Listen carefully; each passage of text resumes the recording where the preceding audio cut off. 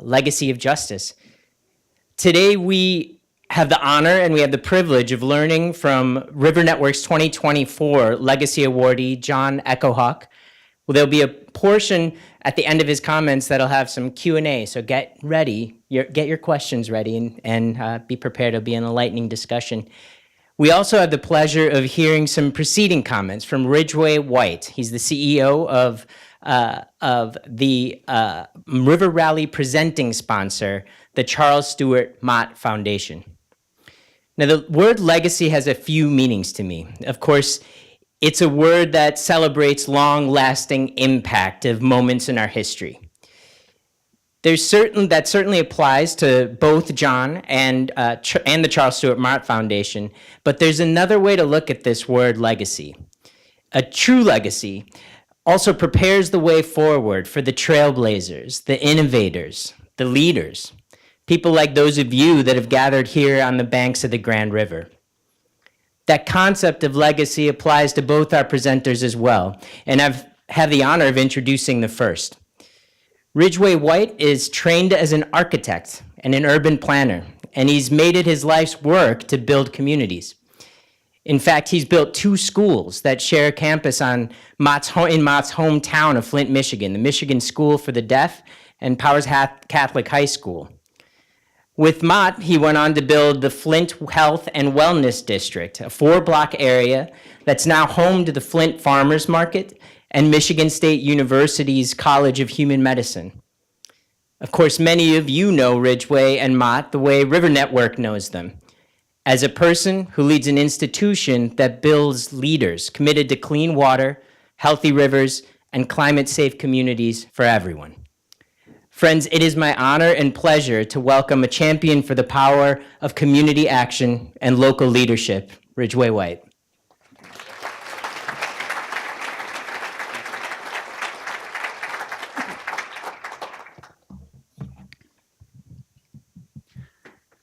Thank you, Raj, for that kind introduction, and thanks to all of you for having me today.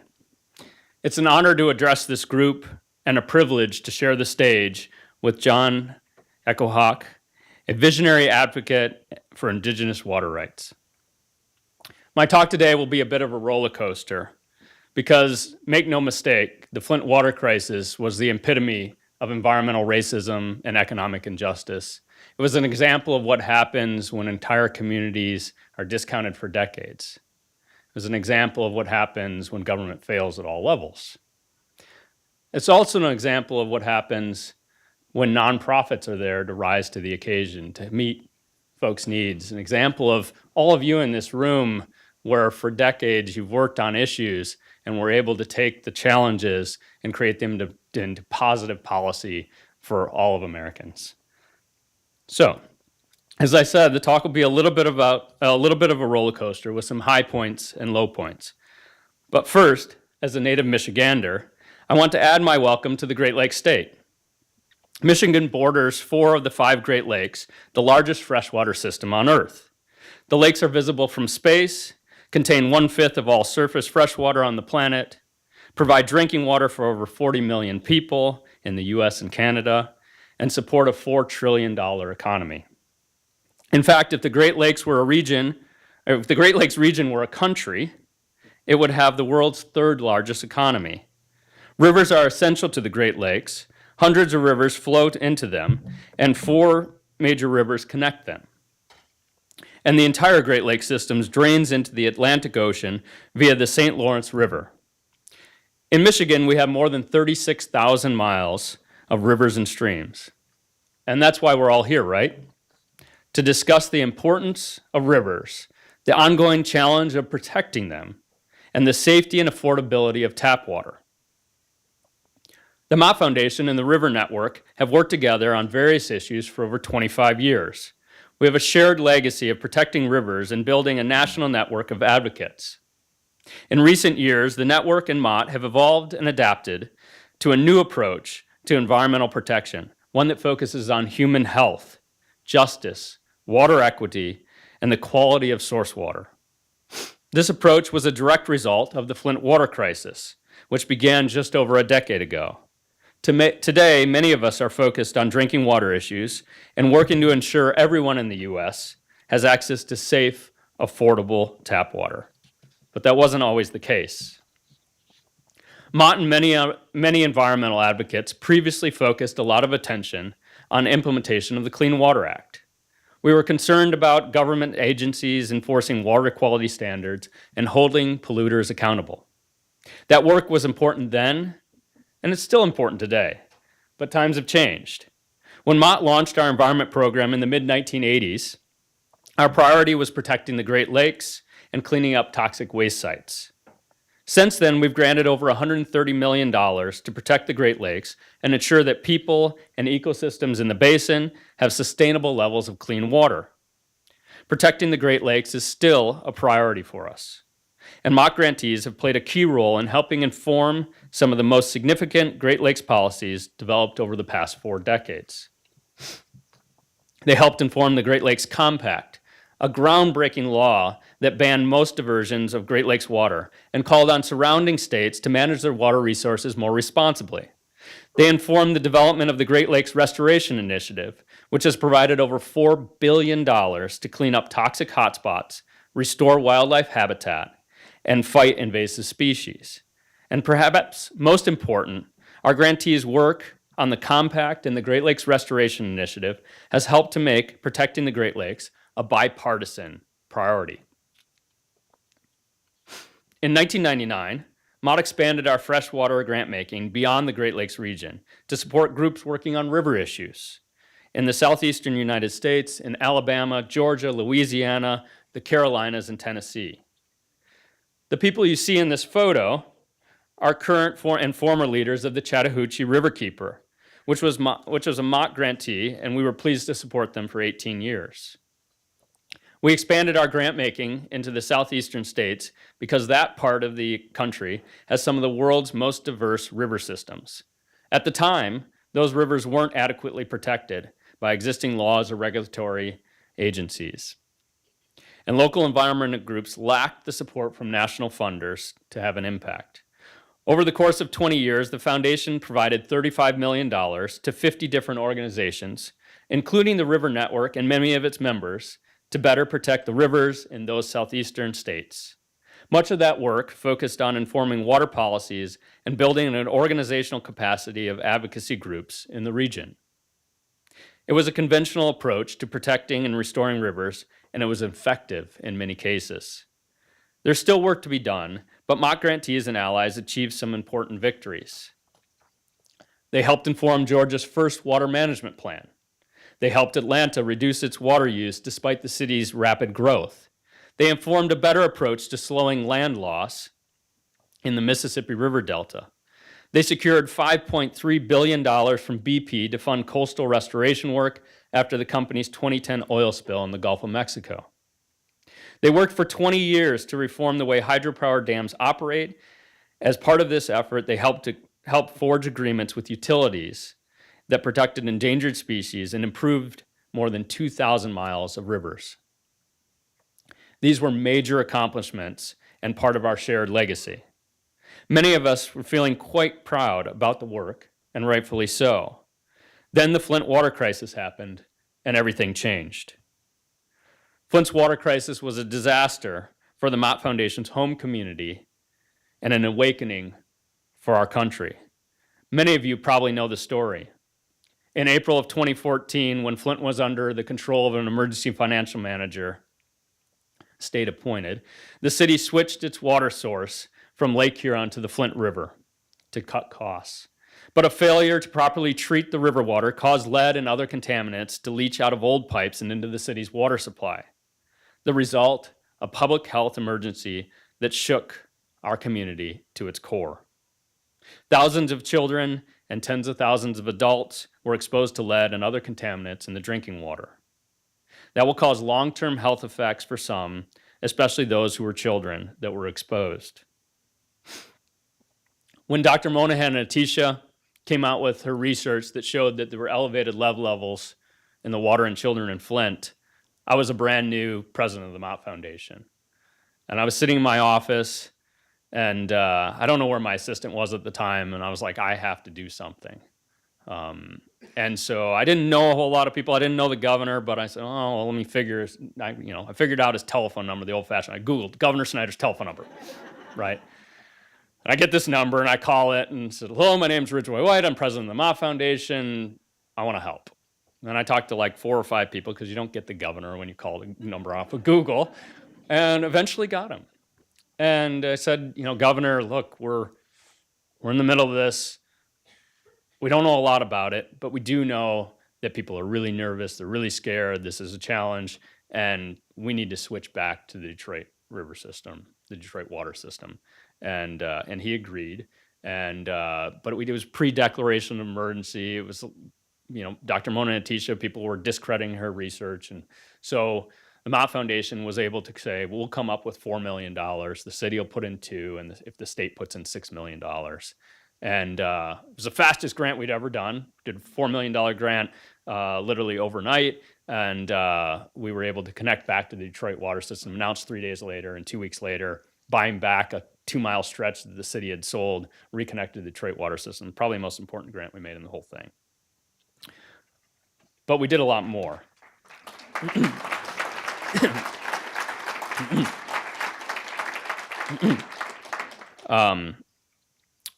We began talking with experts at the local and state level and national levels about what the community was likely to need in the wake of a population-wide lead exposure.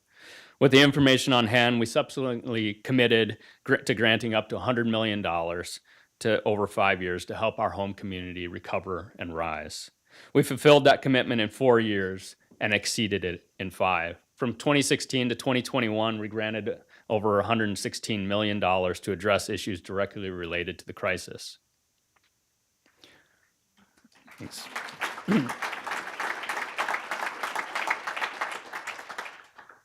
Flint's water crisis also exposed problems that extend way beyond our community. We learned that far too many people across the United States drink water that is unsafe, unaffordable, or both. We learned that there needs to be greater oversight of municipal water systems because tens of millions of Americans drink tap water that contains measurable amounts of lead.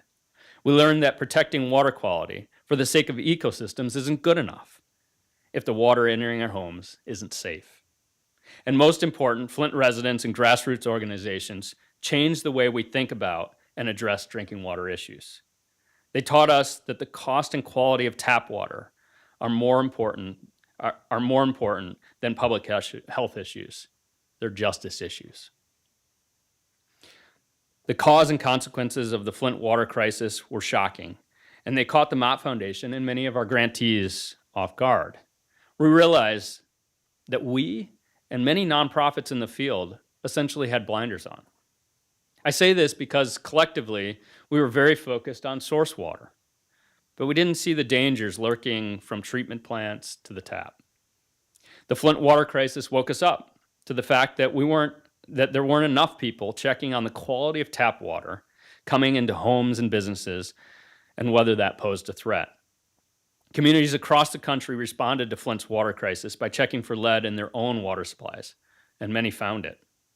This was stunning, and Mott felt compelled to reevaluate our freshwater grant making. After surveying our grantees, we expanded our freshwater strategy. We adopted a one-water solution, calling for clean, affordable, accessible water for all from the source to the tap. Thank you. This approach is based on a belief that all water must be managed in an integrated and sustainable manner to support healthy environments and strong economies. The water crisis also made it clear that we need to expand our grant making to address water equity, justice, and human health. So we shifted gears. We began funding grassroots and more diverse organizations on the front lines of the fight. And we focused more attention on the health of urban rivers. The River Network was a leader in these areas, which we greatly admired. Flint's water crisis was disastrous by any measure, but it also led to sweeping policy changes that will benefit current and future generations across the United States. Congress and the President recently approved an infrastructure law that provides billions of dollars to replace lead pipes. The EPA has called for most cities to remove all lead pipes over the next 10 years.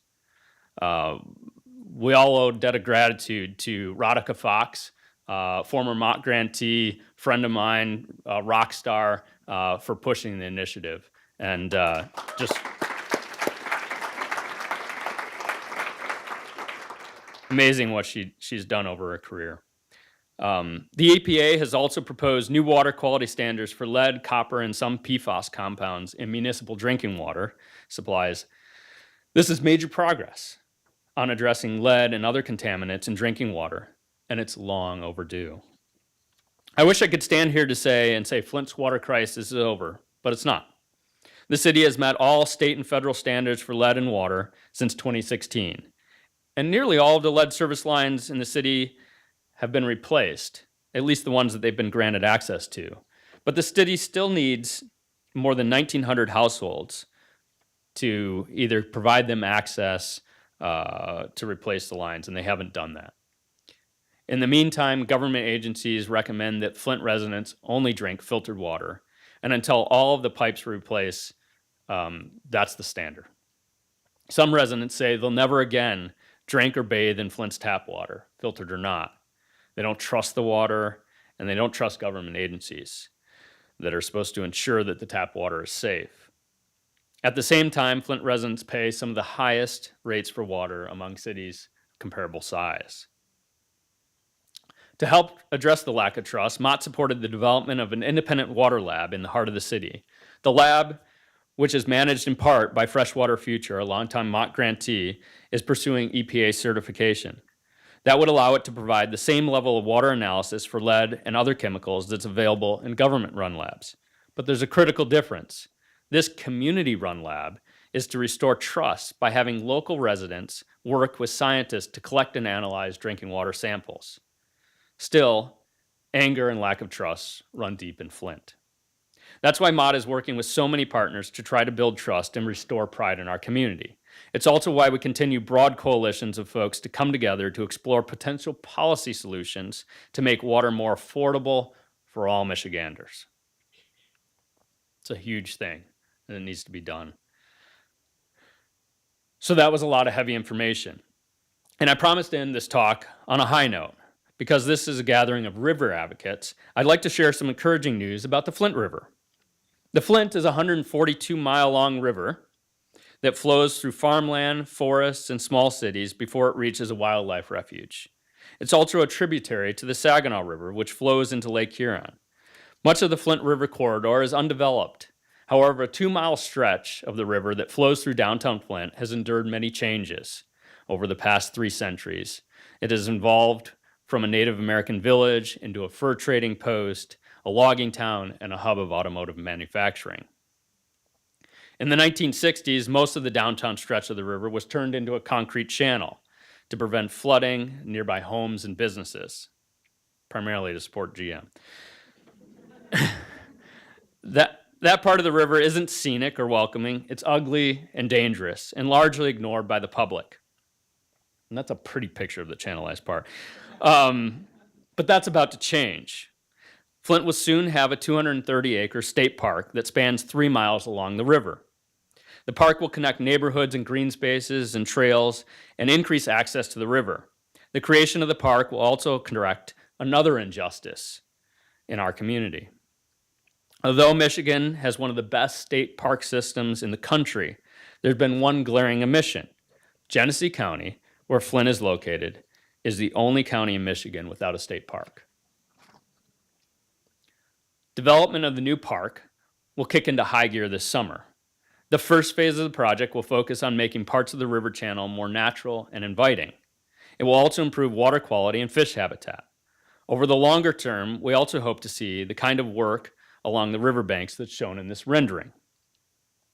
That would fundamentally alter how people access the river. One of the main goals of the project is to draw residents back to the river by making it a safe and beautiful place where people want to spend time. Some work to beautify and naturalize the area has already begun. Beginning in 2015, the former site at Chevy Manufacturing Plant, known as Chevy in the Hole, was capped and transformed into parkland and trails. This turned a community eyesore into a recreational asset. In 2018, this is the original, that's me. This was the original site of the UAW sit-down strike. So, interesting history. In 2018, most of an obsolete, dangerous dam was removed from the river. That's me. Probably wearing the same, no, I had to throw that suit away. But I'm barefoot, you can't see that. And I was like, this guy wanted to do a photo shoot of people that were influential in the Flint water crisis. I said, fine, but I want to do it in the river in front of that dam that we're going to get rid of.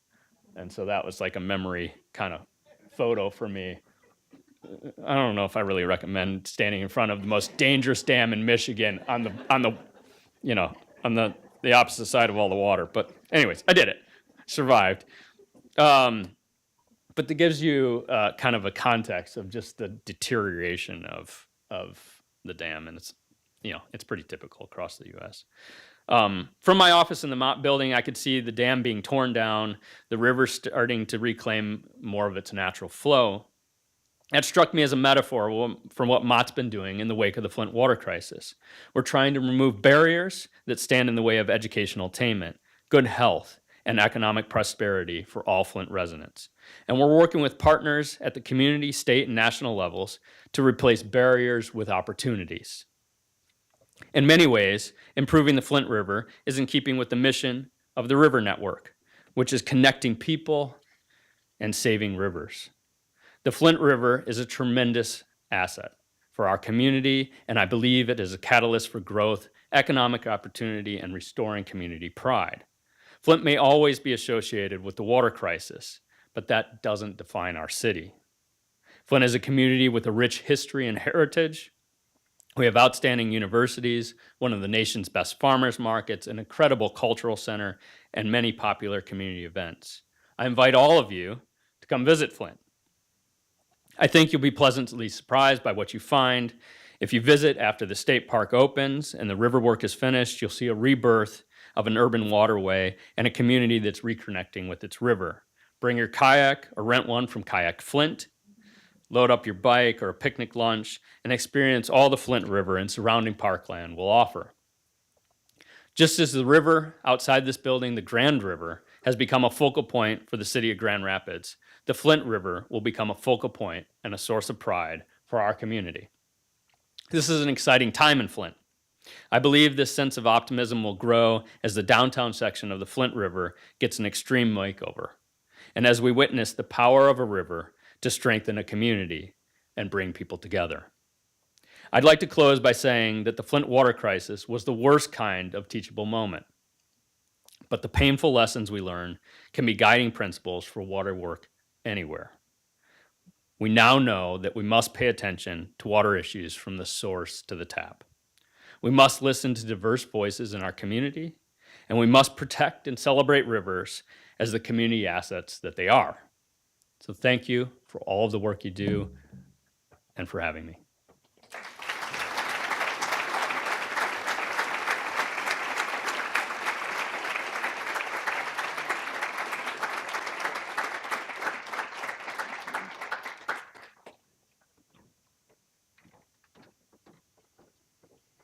Well, that was inspiring. Thank you, Ridgway.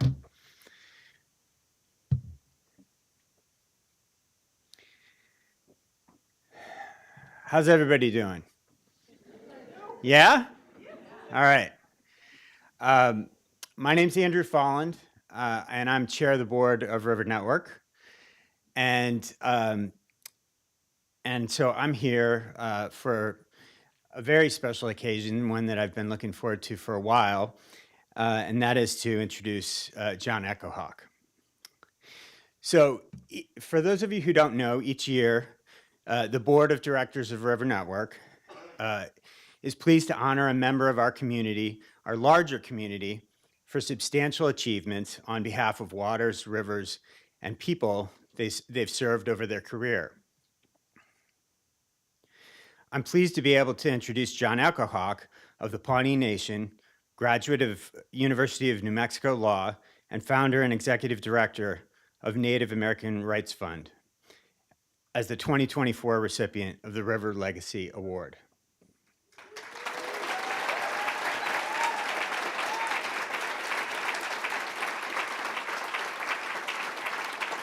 Now, I was thinking about how to introduce John, and it's hard to describe the full breadth and depth of John's impact when it comes to Indian water law.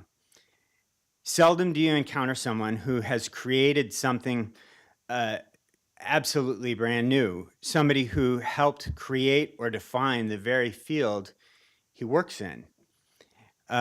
You can look to people like Dr. Robert Bullard. You can look to people like Dolores Huerta, Rachel Carson, people who are of that gravity, of that magnitude. John sits among them, and I don't think he would like that because he's a very humble guy, but he really does.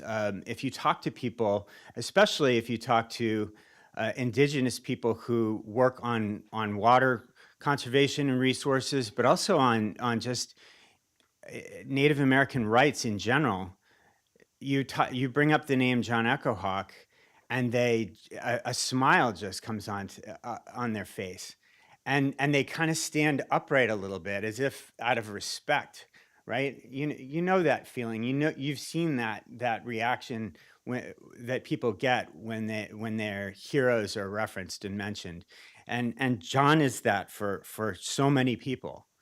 He certainly is that for me. John was he helped found the Native American Rights Fund in 1970 with a commitment to tribal sovereignty and self-determination, including upholding treaty rights for water and rivers. It's hard to maintain sovereignty without water. You can't have self-determination without it. And John has helped in numerous cases throughout his career to push the envelope on that question, to get the United States government to uphold its promises to the many tribal nations of the United States. John started out working on something called the Bolt decision. Some of you who are from the Pacific Northwest may be more familiar with that case, but that really did help launch the organization, and it in many ways helped launch a new era in the rights of Native Americans around natural resources. He's been involved in dozens of water rights settlements. But I think perhaps John's most remarkable of achievements is his training and inspiring and mentorship of so many people. I talked to a lot of people who have worked with John over the years, and that's what they all pointed to. I mean, they all pointed to all the cases, and they all pointed to, the founding of numerous organizations. He's been involved in helping to stand up lots and lots of organizations over his career, but it's the mentorship, it's the focus on people who he reached out to broaden the movement that in many respects defines what he's accomplished. So without any further ado, I want to turn it over to John Echohawk, this year's 2024 River Legacy Award winner.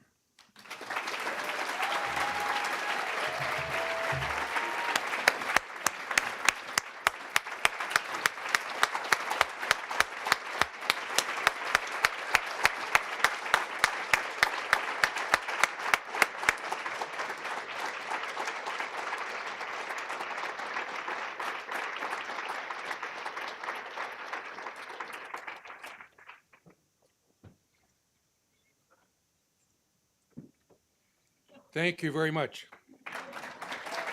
You want to just leave it right there? Just leave it there.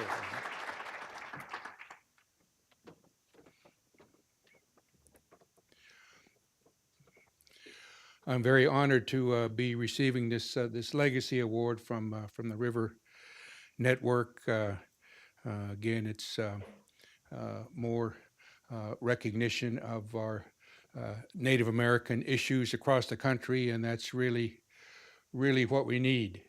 It's something that has developed over the years.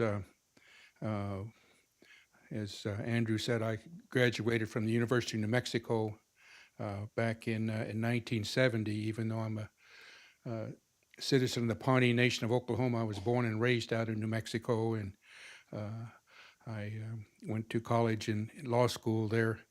I did well in school and was really advised by a number of my teachers to think about being a lawyer, so I went to college so I could get ready for law school. And when I graduated from college in 1967, I went over to the UNM Law School to make sure they got my application and to get some scholarship information because I had an academic scholarship to go to college. And they took a look at me and said, "You look like an Indian." I said, "Yeah." He said, "Okay, well, why don't you come in and talk to the dean?" And, "Oh, well, I'm not even admitted yet. I'm already in trouble."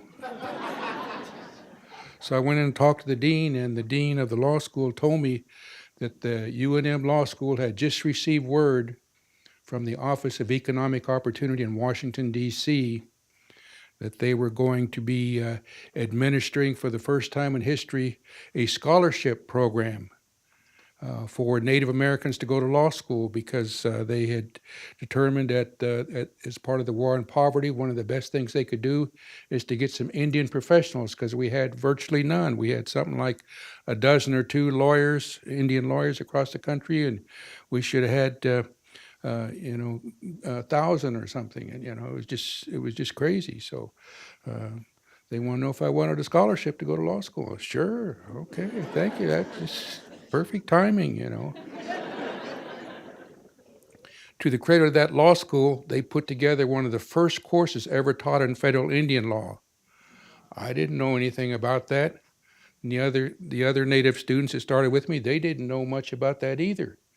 And basically what we learned was our tribes had substantial rights under the laws of this country that were going unaddressed. And we learned about the federal Indian policy at that time in Washington, D.C., which was one of eliminating our tribes, assimilating our people, moving us off the reservations into the cities, just ignoring all the treaties and laws. And they never asked us anything about that. They just were doing it. We learned from what was happening there in the late 60s with the civil rights movement and the black people advocating for equal rights under the laws and constitution of this country, which again is the law. They were poor people, they didn't have lawyers, but they started this NAACP Legal Defense Fund, raising money from nonprofits, hiring lawyers, making them available to black people to bring these cases enforcing their equal rights, and they started winning. We took notice of that there in law school, the Native American students, and said, that's what we need to do for our people. Our Indian people are the poorest of the poor. We don't have any money for lawyers. That's why these treaties are going unaddressed. We don't have any lawyers. We need to start a legal defense fund, raise money, hire lawyers, and get them out to our people to enforce these treaties. So when I graduated, that's what we started doing, and I became a co-founder, as Andrew was saying, of the Native American Rights Fund, the National Indian Legal Defense Fund, and away we went. We put together a national Native American board of directors that helped us focus on the most important issues we ought to be addressing. One of those was this bold decision that Andrew mentioned, big treaty rights case for the tribes in the Northwest who had fishing rights under 1855 treaties that were being ignored.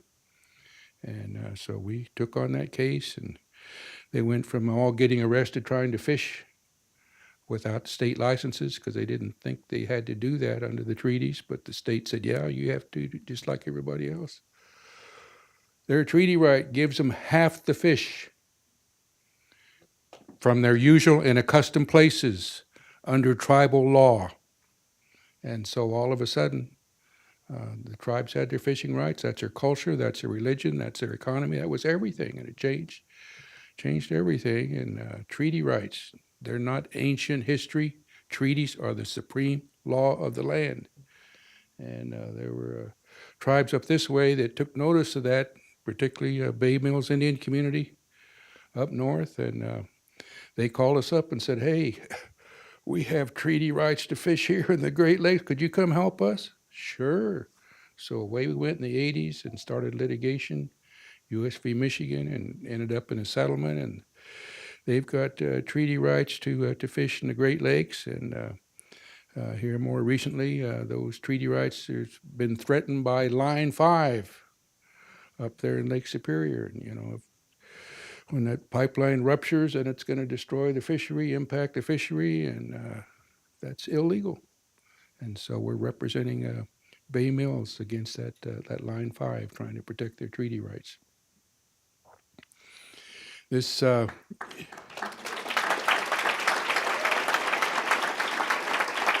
you. This National Native American Board of Directors that we put together to help us figure out which issues to address. There were really kind of so many. Put together a list of priorities for us to address in terms of our casework. Top of that list, our tribal sovereignty, enforcement of the treaties. Treaties are made between sovereign nations. We're sovereign. We're sovereign nations, together with the federal government and the state governments.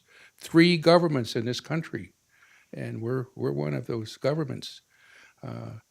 We have done a lot of work on these sovereignty issues over the years and continue to do that. Second of all, the board said we have to protect our homelands, our natural resources, so do those issues. So land claims, hunting and fishing rights, and water rights. That was one of the things they really focused on. So many of our tribes are located in the West, and if you've ever been out there, you know there's not a whole lot of water there. It's pretty arid, and lots of competition for water. One of the things I learned studying federal Indian law in law school was that tribes had substantial rights to water. And this was fortified by a 1908 U.S. Supreme Court case called Winters against the United States. And this is a case out of Montana that happened in the early 1900s. The Fort Belknap community there, Assiniboine and Sioux Indians that lived at Fort Belknap, always depended on getting water out of the Milk River to sustain themselves. But as you know, the white people came, they located upstream and they started taking the water out of the river. And so the tribe didn't have any water that they needed out of the Milk River. And so it all went to court. And the tribes asserted they had water rights under their treaty. And the only problem was the treaty didn't say anything at all about water. So the court had to deal with that issue, and the court figured out that, well, the United States government established this reservation, you know, permanent homeland for the Indians, and they must have, by implication, reserve sufficient water for those Indians to live on the reservation. So they have a reserve right to water. And under the Western water law system, it's one of what they call prior appropriation. First in right, first in time. So the rights to use water, who was there first and how much did they use, and they always get that water before everybody that came later. And guess who was there first?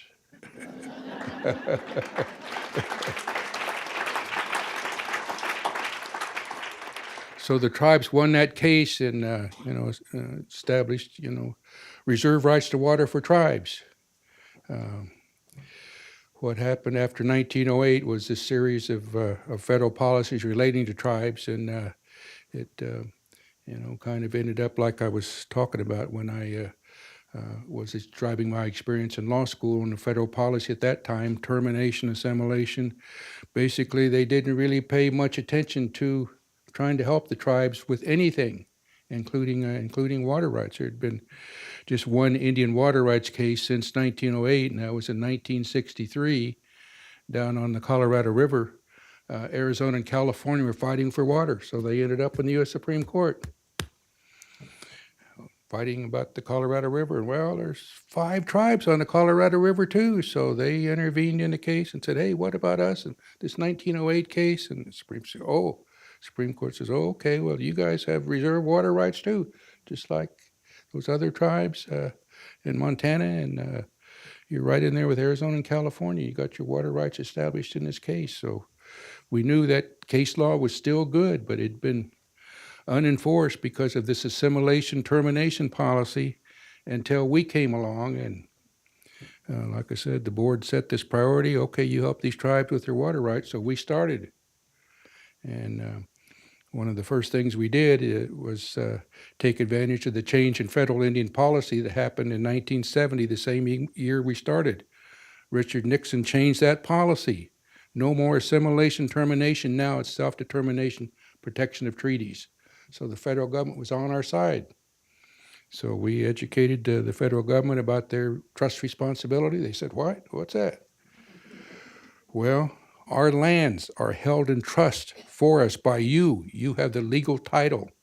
We have the beneficial title. So as trustee, you have a duty to protect our rights, including our water. Oh, okay. So away we went, started filing these water rights cases in the West for these tribes asserting these prior superior water rights. And the federal government joined us, and we started filing these cases around the country. And they're the cases that basically require joinder of all the parties who claim any rights to water. So these were basically the largest cases in the West. Thousands of people implicated in each one of these tribal cases. So away we went. We, as you might guess, we got the attention of the states because, of course, state water rights for the most part were inferior to our water rights. We were there first. We had the superior rights, and we got our water before they did, and that was our assertion in court. And they were very surprised by that, and so surprised by that the Western governors called a big meeting. They wanted to meet with the tribes about this. What's this water rights stuff? What's this, Winter's Doctrine all about? And surprisingly, the tribes gave me a call and said, okay, we got a meeting with the governors. Would you come with us? And, oh, okay. So away we go and meeting with the Western governors about this. And we had a little discussion about this 1908 case, the Winter's Doctrine case. And surprise, surprise, they didn't know anything about it. What is this? And we went through it all. And oh, okay. And they had some of the state attorney generals there too. And okay, yeah, that's what that case says. And okay, and now we have all these cases in the court, and what's going to happen? And it's going to take decades to get all this done, and there's going to be all this uncertainty of who owns the water during this time. And well, yeah, it can take a long time, but if these cases are settled, then we'll know pretty soon who owns the water and what we can do, and there won't be any uncertainty. And oh, a settlement, huh? Well, I guess we could talk about settling this out. And we pointed out that we had just gotten word that one of our clients, we were representing a tribe down in Arizona, the Papago tribe, we had been representing them, and we had entered into negotiations with the state of Arizona, and we had gotten a settlement done. And it passed Congress, and okay, President Reagan signed this. And he said, no, he's not going to sign it. He just doesn't like it. And so we told the Western governors, hey, call your friend President Reagan and have him sign this water rights settlement. And then away we go. And okay, so they did, and we got that settlement through, and they said, okay, what's next? And okay, governors, let's get the federal government to set up a big settlement negotiation process where all these cases get taken out of court and put in a big settlement process, and we all come together and talk about how to settle these things as quickly as we can. And they said, okay, let's do that. So away we went to Washington, D.C. and met with the administration. That particular administration wasn't all that friendly with tribes, so when the tribes walked in the door with the Western governors, everybody looked around in D.C. and at the Interior Department, Secretary James Watt, he couldn't believe that we were all in the same room supporting each other, and he had no choice but say, okay, we'll do this. And away we went. We got this big settlement process set up and started negotiating. And since that time, we've got 34 settlements done, and there's another 20 something in process. At the Native American Rights Fund, we've been involved in getting 9 of those settlements through for different tribes.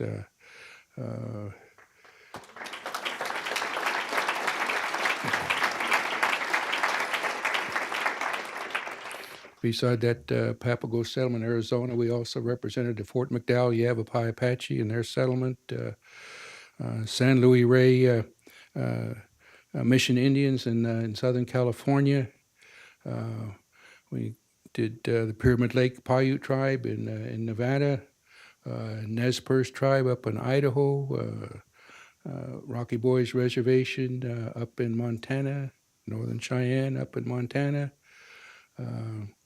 the Colorado Ute and Ute Mountain Utes there in Colorado. Can't remember them all, but anyway, that's most of them. And then we're currently now involved representing 5 tribes in the litigation and settlement negotiations. And one of those tribes right now is very close to getting their settlement approved. The Tule River Tribe of California has legislation pending in Congress right now, and hopefully we're going to be able to get that settlement done. The issue is always, the parties are able to get together and pretty well figure out how to live together in a river basin and, divide up the water equally. And, even though the tribes have senior rights, are oftentimes ready to not use all that water and let the non-Indians use it if they just get a little cash on the side and, and a few other things. And, and it all comes together, and then the tribes need money to put the water to use, need some infrastructure, and that costs money. And getting the federal appropriations is always the toughest part of these settlements. And even though the states and the tribes are up there, we really need this. That budget issue is always prevalent, and we just continue to work on it as best we can. We have realized here in recent years the need for more work in this area, particularly because of what's been happening down in the Colorado River Basin, where, of course, because of climate change, there's just not as much water in that Colorado River as there used to be, and there's 30 tribes in that Colorado River Basin, and 12 of them have negotiated settlements or litigation recognizing their rights. Another 18 have negotiations in process, and they all need help, and we're just seeing more and more requests for assistance from tribes, and making everybody realize so many of these tribes just do not have lawyers to help them with these issues like water rights. And so we've been fortunate under the leadership of the Walton Family Foundation to be able to upgrade our efforts by establishing what we call the Tribal Water Institute, where we're going to be able to hire some more lawyers to help with these issues, and also, more importantly, perhaps is hiring some fellows, recent law graduates, can come work for us for a year or 2 or 3, and then they can go out and start representing tribes that don't really have lawyers. So we're really trying to develop, the pool of lawyers who know something about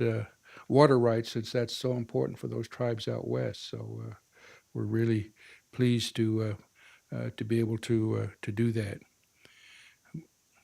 I'm also, very pleased to be receiving this award here this afternoon. It's something that gives me a chance to talk with you all about these issues. My guess is probably most of you don't know much about them, and that's why our board of directors, when we started out, also set as one of our priorities doing what you can to develop Indian law and educate the public about federal Indian law and policy. And so we do everything we can to get the word out about federal Indian law and policy, and we've come a long way over the years. It's something that I do quite often. It's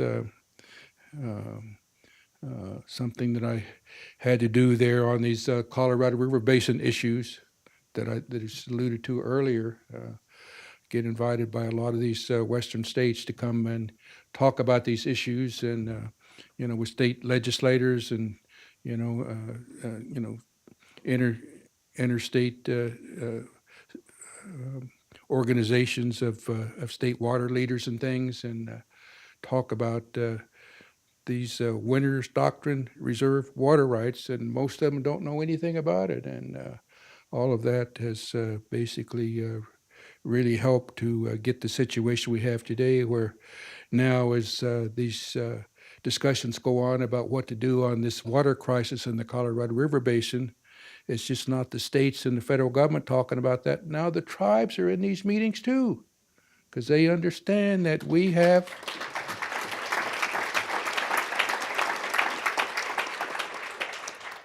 substantial water rights under the Winners Doctrine, and that's got to be taken into account. And so many of these people in these meetings and things, and what's this Winners Doctrine? What's this Indian Reserve water rights? Well, they're learning about that, and that's what we've got to do in a number of these areas. It's something that we also work on in terms of trying to help our tribes survive in many ways. It's so important to be able to maintain our cultures and religions, and a big priority set by the board has been to help our tribes assert our rights to free exercise of our native religions and to practice our native culture. So we've done a lot of that work over the years as well, and continue to do that.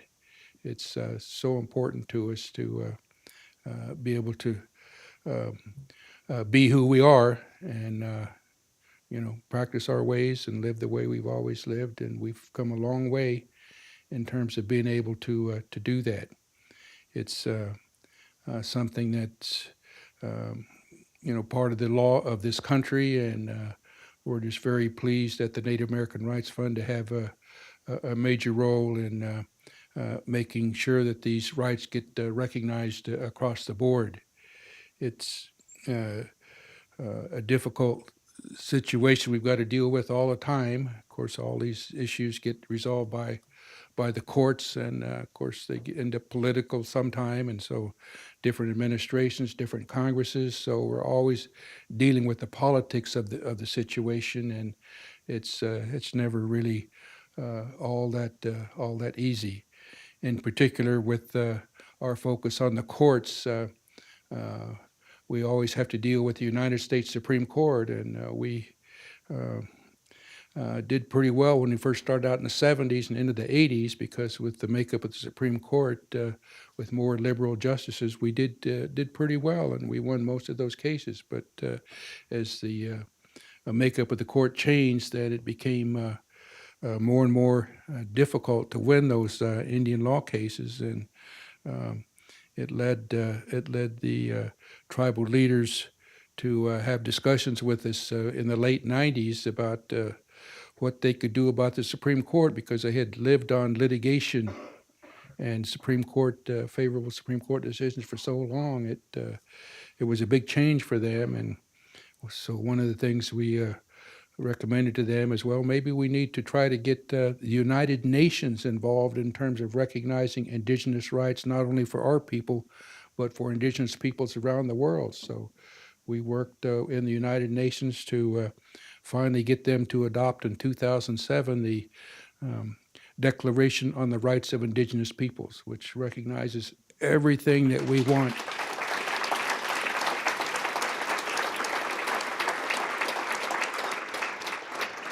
Everything that we want and need as Native people. It's basically an aspirational document. It's not enforceable in court, but it's something that the United Nations inspires all of the nations to try to implement domestically in their laws. And the U.S. overall does pretty well, but not completely, and there's still some things they need to do to comply with the Declaration. So we always are advocating that with them, and trying to use international law to help us. We also have had to establish at the insistence of the tribal leaders what they call the Tribal Supreme Court Project, and that is bringing together all of the tribal attorneys and Indian law professors and experts in Supreme Court practice every time one of our cases gets to the court, and everybody working together figures out the best way to write the briefs, make the arguments, and all the rest of it in a way where these more conservative justices will understand our issues. And since that was established in 2001, we've been able to gradually improve our record there. And one of the issues we always focus on there as a result of the tribal leaders asking all these questions and things is to try to make sure that justices that get on the Supreme Court know something about tribes and federal Indian law, because most of the time they're from the East and they don't have any clue, and they never took federal Indian law, and so it's always a struggle. Most recently, though, we've got a justice from Colorado, Neil Gorsuch, and he knows tribes, he knows federal Indian law, and he's most of the time able to pull together a majority to help us win our Indian law cases in the U.S. Supreme Court. So that's a great help. We unfortunately lost one of these cases dealing with federal Indian water rights just very recently. Arizona against the Navajo Nation, and Supreme Court 5-4 says, well, the federal government, they might have a trust responsibility, but it has to be specifically laid out, and they don't have to file the litigation for the tribes. If the tribes ask them, they can do it, or maybe they don't have to do it. And so, a trustee who could make these decisions about what to do about protecting the trust. The Supreme Court said, yeah, 5-4. Yeah, they couldn't figure out what their version of the trust is. Okay, well, we'll see. So anyway, these struggles go on, but we've come a long way here since the Native American Rights Fund was established in 1970 and started providing legal representation on these water rights issues, and we'll continue our work. And again, if we need some help from you all out there, we've been talking about, we'll be reaching out, and if you can help us get some of these settlements through Congress, we really appreciate it. Thank you.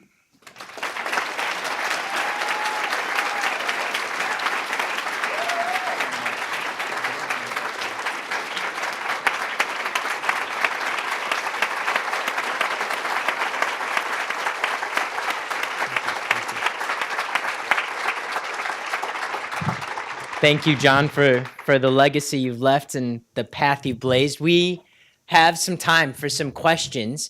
And so what we'll do is raise your hand. We have some folks who will run over to you with a microphone if you have a question. If you've got one, raise your hand.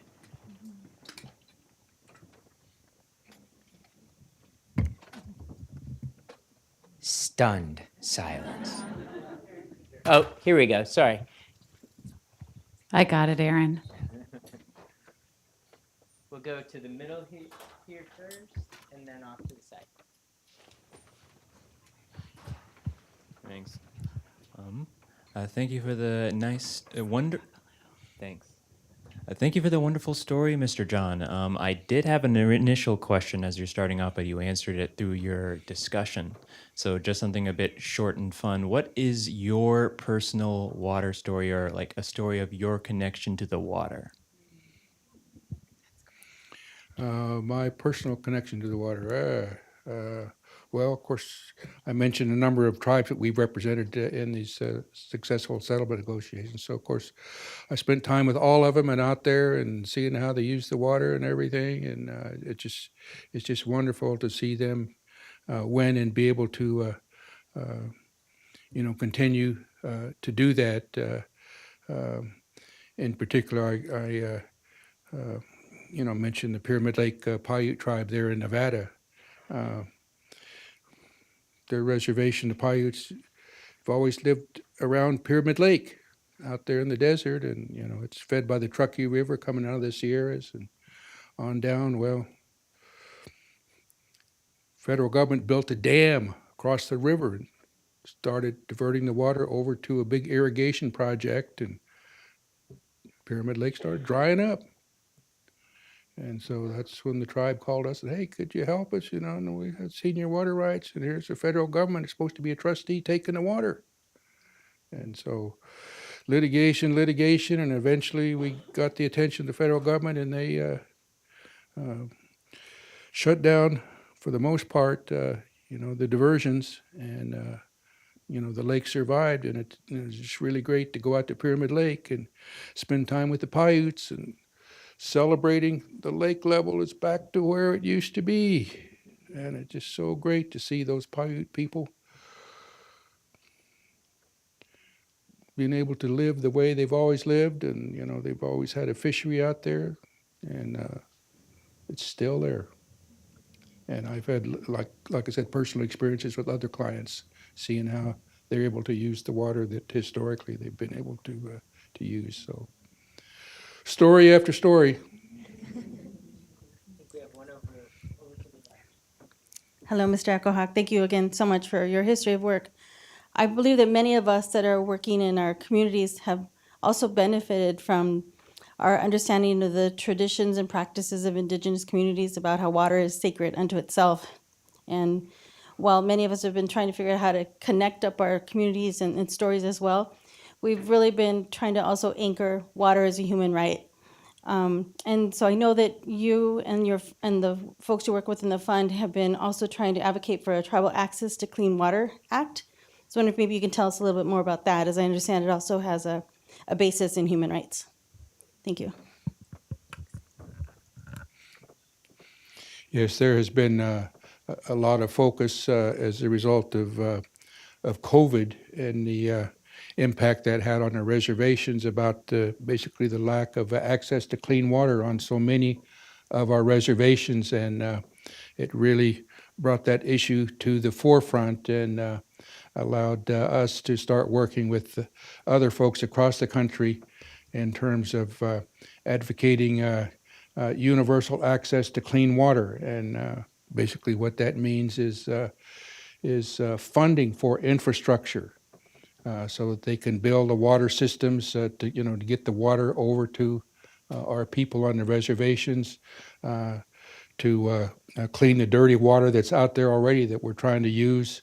And we've been able to finally get some funding for that, together with, like I said, people from across the country that have come together on that, on the infrastructure bill, and it's just been really very helpful there. It's something that has been difficult for us to deal with because we finally, got some money coming to help us, get access to clean water. But at the same time, it takes so much work for the tribes and local communities to do that. We haven't really had, the technical assistance to be able to do that. And we finally been able to get some technical assistance money too, just to help us be able to write the grants and get them processed and everything. So we went back and got that too. So we're getting there, and it's really helping.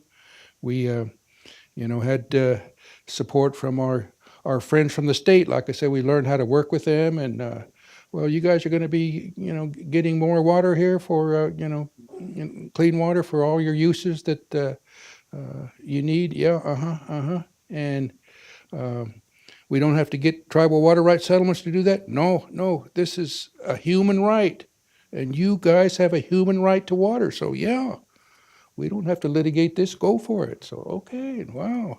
Thank you, states. Thank you. It's a human right. And it's in this UN Declaration on the Rights of Indigenous Peoples as well. Hi, thank you so much for being here and sharing your wisdom with us. It's truly an honor just to be in the same room with you. There are so many of us here that want to do the work to help you. And you had said that you would like us to, work with you in the future, now, present, whatever that meant for you to say. But there's a lot of kicking around with the rights of nature work. And that's very resident for so many of us, but some of us are also white-led groups, and we don't want to step in the way of indigenous practices groups and speak for them. So I wonder, when you said help you, what you meant by that, and if you could give us just a little bit of direction of action of what that would look like, because I know for a fact that my watershed would do everything they could. They would fall over themselves to help you. So. Well, it's primarily trying to get these things done in Washington D.C. in the Congress. Like I said, right now we've got this Tule River water rights settlement pending, and we've been through the Senate Indian Affairs Committee. Now we're in the House Natural Resources Committee, and I don't know whether we're going to be able to get support for that settlement or not there. So, whoever can help us with the House Natural Resources Committee to get the Tule River water rights settlement considered and passed, please reach out, help us. And like I said, we've got some others that hopefully are going to be able to be negotiated out and find their way into legislation, and we'll need help on that as well. Plus, this annual funding for clean water access, that comes up year after year, and we still need support for that. So all these water issues, in Congress, from time to time with the administration, we need an initiative there. And from time to time, like I said, with this Arizona against Navajo Nation case, sometimes we end up in the courts, and we need amicus curiae support. And so, trying to deal with Washington, D.C., need all the help we can get. Thank you. Thank you so much, Mr. Echohawk, for inspiring us here today. I have a question that's going to bring it down a little bit more to the local scale or state scale. I work in Texas, and I used to work on some, challenging water right permits for environmental flows. And a big problem that we would face time and time again is that people that could run the water availability models would get conflicted out because they had done previous work that they wouldn't be able to, testify in court for us. And you mentioned an institute that you're going to be leading to build up water rights attorneys and probably other people that be involved in cases like this. Do you see that model being transferable to other states like Texas and places where it's really hard on the environmental side or the tribal side to challenge water right permits to secure water for the environment and for tribes? And do you have a solution for that other technical piece that I mentioned? Well, we just, focus on the tribal water rights issues, and I don't think we have any in Texas right now, but this whole issue of, other organizations becoming involved in that makes me think about the environmental organizations that could be very helpful in that regard. It also makes me think about the Water Foundation, and Andrew, and I are involved in that. He's one of the staff members. I'm one of the board members, and of course we deal with these water issues really all over the country, and that's something that we could probably help with in terms of getting some applications to help, with paralegals and others to help with these specific issues. So, these water issues are all over the place, not just affecting tribes, but as you know, here in Michigan, even up here, and that's what we try to address at the Water Foundation. One more round of applause for John.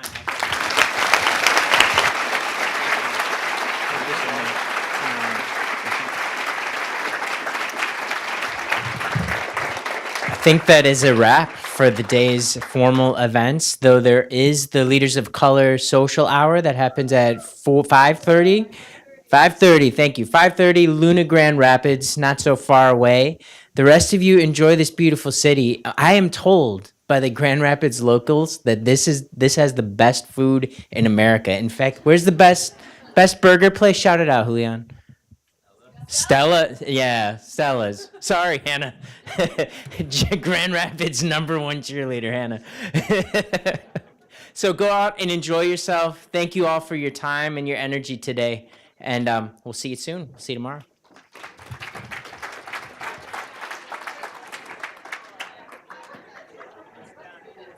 What's that? It's down here. Oh, okay, perfect.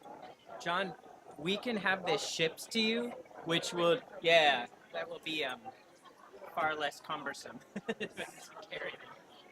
I think it's